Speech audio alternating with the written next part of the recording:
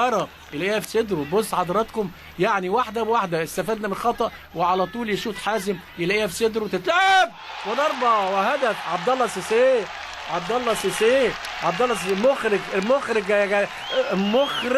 المخرج اخر عبد الله السيسي بتاع زمان.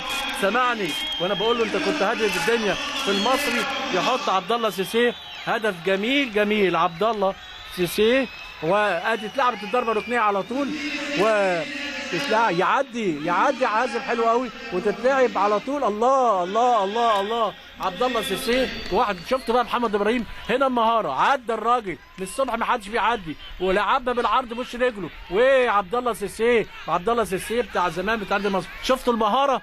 شفتوا الراجل ده اصبح لا غنى عنه في نادي الزمالك، ودي حاجه تحسب ليه، ولكن التشكيل كان الراجل لازم يبدا بيه. ادي الراجل على طول على طول. قبليها كان يصد روبرت كارا الهدف، تطلع ضربه ركنيه 1-1. ليه 3 اهداف سيسي وبدا يهدي من محمد